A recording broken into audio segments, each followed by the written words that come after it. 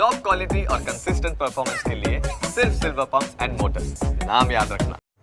Killer કોન્સ્ટેબલને થોડી જ વારમાં કોર્ટમાં રજૂ કરવામાં આવશે। આરોપી કોન્સ્ટેબલ વિરેન્દ્રસિંહ પઢેરિયાને ગ્રામ્ય કોર્ટમાં રજૂ કરવામાં આવશે। પોલીસ કિલર કોન્સ્ટેબલના 14 દિવસના રિમાન્ડની માંગણી પણ કરવાની છે। કોન્સ્ટેબલ વિરેન્દ્રસિંહ પઢેરિયાના 14 દિવસના રિમાન્ડની માંગ કરવામાં આવશે। વિરેન્દ્રસિંહ પઢેરિયાને સાથે રાખીને ગઈકાલે સમગ્ર ઘટનાનું રીકન્સ્ટ્રક્શન પણ કરવામાં આવ્યું હતું। અમદાવાદના બોપલમાં વિદ્યાર્થીને મોતને ઘાટ ઉતારનાર કિલર કોન્સ્ટેબલ હવે દયાની ભીખ માંગતો થઈ ગયો છે। કિલર કોન્સ્ટેબલ વિરેન્દ્રસિંહ પઢેરિયાને સાથે રાખી અને પોલીસે સમગ્ર ઘટનાનું રીકન્સ્ટ્રક્શન કર્યું હતું અને ત્યારે ખાખીનો ખોફ જમાવતો કિલર વિરેન્દ્રસિંહ પઢેરિયા બરાબર ચાલી પણ નથી શકતો।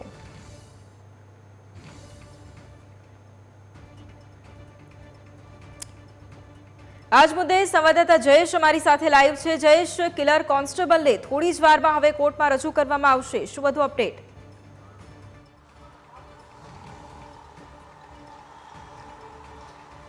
હજી ચોક્કસથી બોપલનો જે પ્રિયાંશુ નામના વિદ્યાર્થીની હત્યા છે તે કરવામાં આવી હતી ને તે કેસમાં હવે પોલીસ દ્વારા પોલીસ કોન્સ્ટેબલ વિરેન્દ્રસિંહ પઢેરિયાની ધરપકડ છે તે કરવામાં આવી હતી અને ત્યારબાદ હવે ધરપકડના 24 કલાકની અંદર તેને અમદાવાદની ગ્રામ્ય કોર્ટમાં છે તે રજૂ કરવામાં આવશે। ત્યારે મહત્વનું છે કે આજે રજાનો દિવસ છે પરંતુ અર્જન્ટ ચાર્જમાં રહેલા જજની સમક્ષ તેમને રજૂ કરવામાં આવશે અને પોલીસ છે તે મહત્તમ એટલે કે જે 14 દિવસના રિમાન્ડ છે તેની માગણી કોર્ટ સમક્ષ છે તે કરવાની છે। ત્યારે જે મહત્વના મુદ્દા છે કે કયા સંજોગોમાં તેમણે આ હત્યા કરી, કઈ શું વાતને લઈ અને બબાલ થઈ હતી ને ત્યારબાદ કઈ પ્રકારે સમગ્ર ઘટના છે તેને અંજામ આપવામાં આવ્યો અને ઘટનાને અંજામ આપ્યા બાદ વિરેન્દ્રસિંહ પઢિયાર છે તે કઈ રીતે કઈ કઈ જગ્યાઓ ઉપર ગયો, કોની કોની મદદ લીધી, કોની સાથે વાતચીત કરી, આ તમામ બાબતો છે તેના માટે રિમાન્ડ જરૂરી હોવાની દલીલ છે તે કોર્ટ સમક્ષ કરવામાં આવશે અને ત્યારબાદ વધુ છે તે રિમાન્ડની માગણી કરવામાં આવશે। ત્યારે બપોરે 3 વાગ્યે છે તે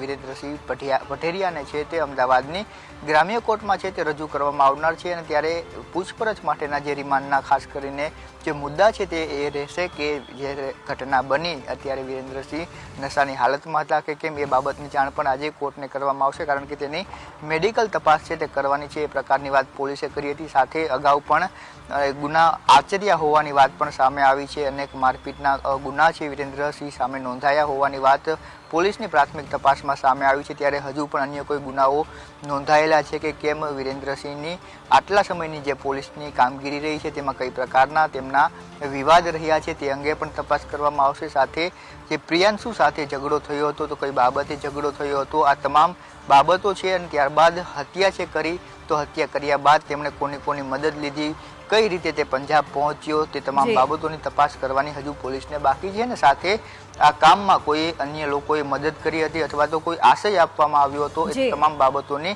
તપાસની છે તે પોલીસને જરૂરિયાત છે જેથી આ તમામ બાબતોને લઈ અને 14 દિવસના રિમાન્ડની માગણી કરવામાં આવશે।